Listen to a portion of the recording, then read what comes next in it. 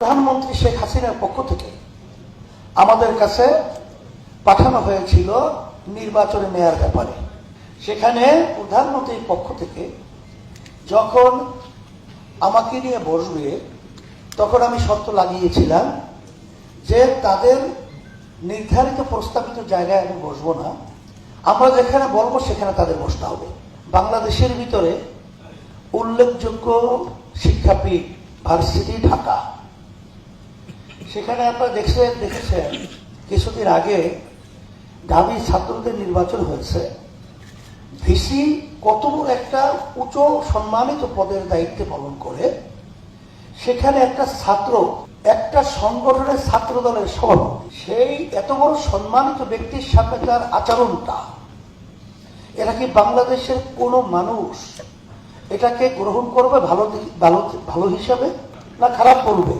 তাহলে বোঝা গেল যে ওর শিক্ষাটা আসলে এমন শিক্ষায় শিক্ষিত হয়েছে যে শিক্ষার মাধ্যমে কোন জায়গায় কি আচরণ করতে হয়, ব্যবহার করতে হয়, এটা ওকে শেখানো হয় নাই।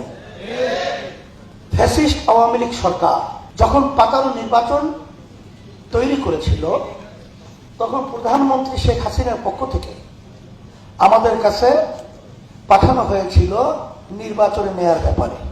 সেখানে প্রধানমন্ত্রীর পক্ষ থেকে যখন আমাকে নিয়ে বসবে তখন আমি শর্ত লাগিয়েছিলাম যে তাদের নির্ধারিত প্রস্তাবিত জায়গায় আমি বসবো না, আমরা যেখানে বলবো সেখানে তাদের বসতে হবে।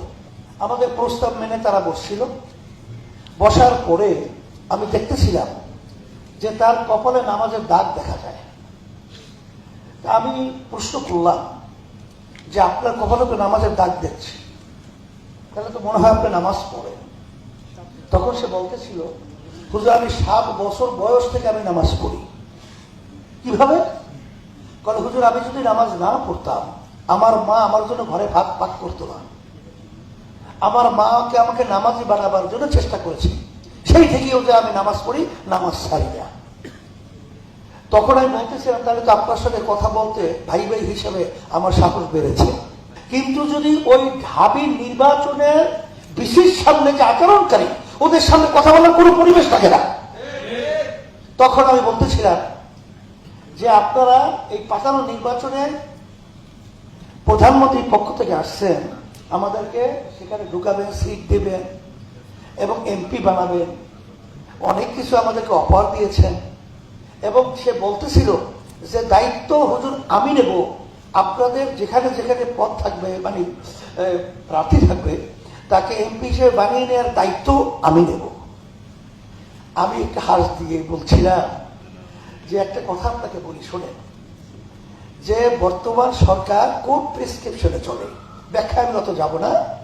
আমাদের দেশে প্রেসক্রিপশন না, এই প্রেসক্রিপশন অন্য জায়গায় হয়, এখানে বাস্তবায়ন হয়।